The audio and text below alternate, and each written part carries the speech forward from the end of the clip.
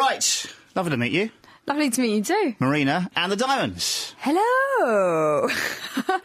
October the 10th then. Yeah, that's my birthday. It's a good day. The reason I say that is because October the 11th is even better. So your birthday? It's my birthday on October the 11th. Really? We are a day apart. I love the number 11. And 9 years. By 9 years? Yeah, 9 years and 1 day. That's crazy. You look...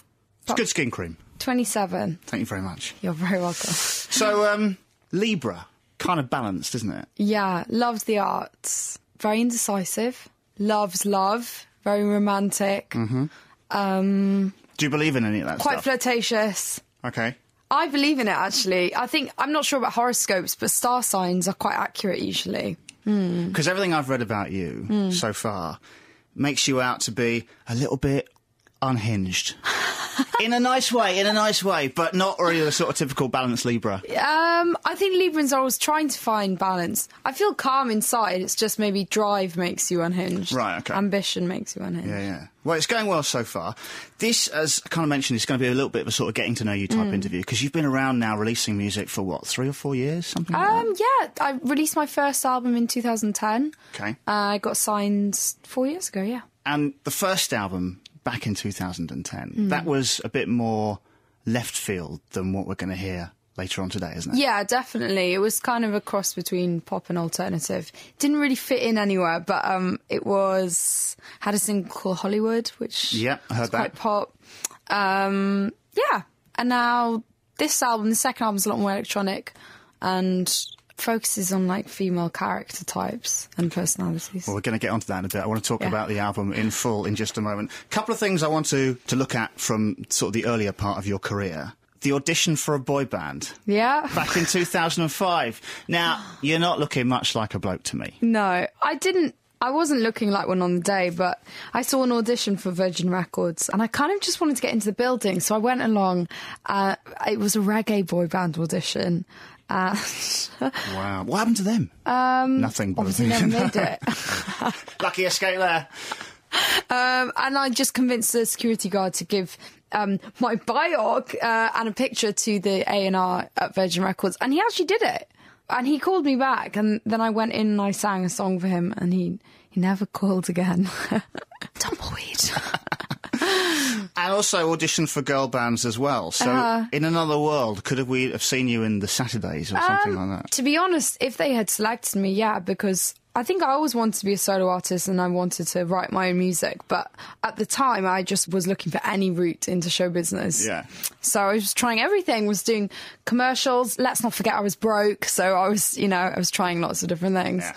You strike me as the sort of person that would have been probably, if you'd got into the Saturdays or a band like that, the first girl out the door, first girl going solo at the earliest possible opportunity. Thank you. I'm doing an imaginary high five to you right now. That's it. Thanks for the fame. Now I'm off. Any girl bands that we might have heard of that you auditioned for, or was it? No, none of them made it. Sounds like you had a lucky escape then, really. I think I did, yeah. Is it synesthesia? Oh, synesthesia. Synesthesia. Yeah.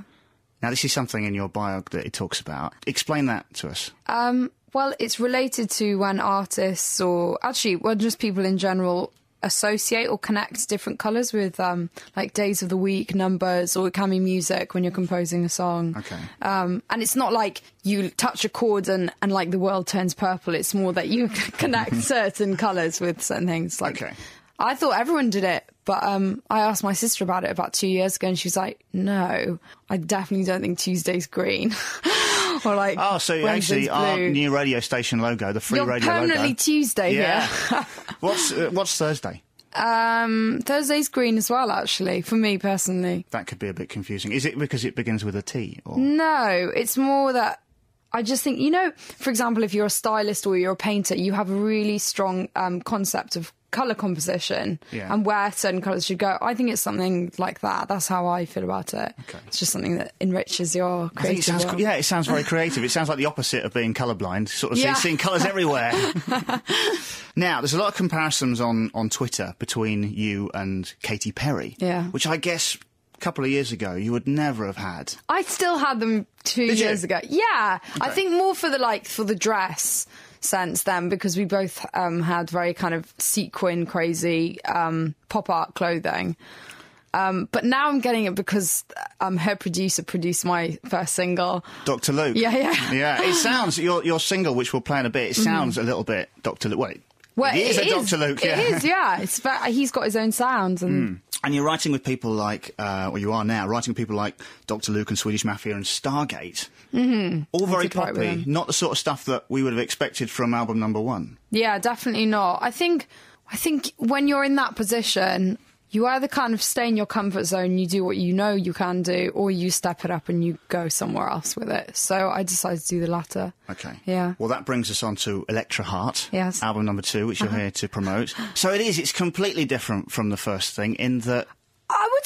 The whole album, once people listen to the album, they'll be like, okay, I get it now. Because it's not, like, wildly different in that you wouldn't know it's me. But the first single is very different to most of my work. Okay. Yeah. Now, I have to ask you about this line. Reading from the biog, and it said... it just confused me last night. Oh, it was getting late when I was prepping this. Yeah. Electra Heart is a thematic riot, a British eccentric 21st century concept caper. I didn't write that. I got confused. I didn't write that. Okay, Electra Heart is...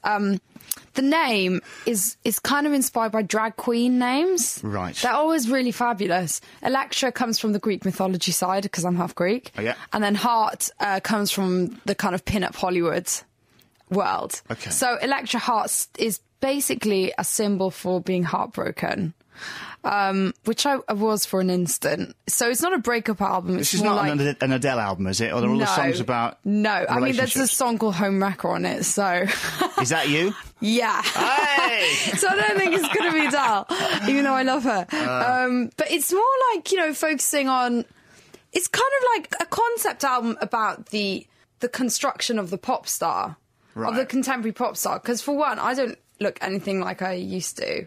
And I'm interested in how artists build a vision and how they transform themselves. When you think of a really iconic artist, you imagine them as you see them in that photo, and you imagine as a kid that they wake up like that. Right. But we all know that's a lie. Like the Katy Perry photo that Russell Brand tweeted, and you saw her without the makeup.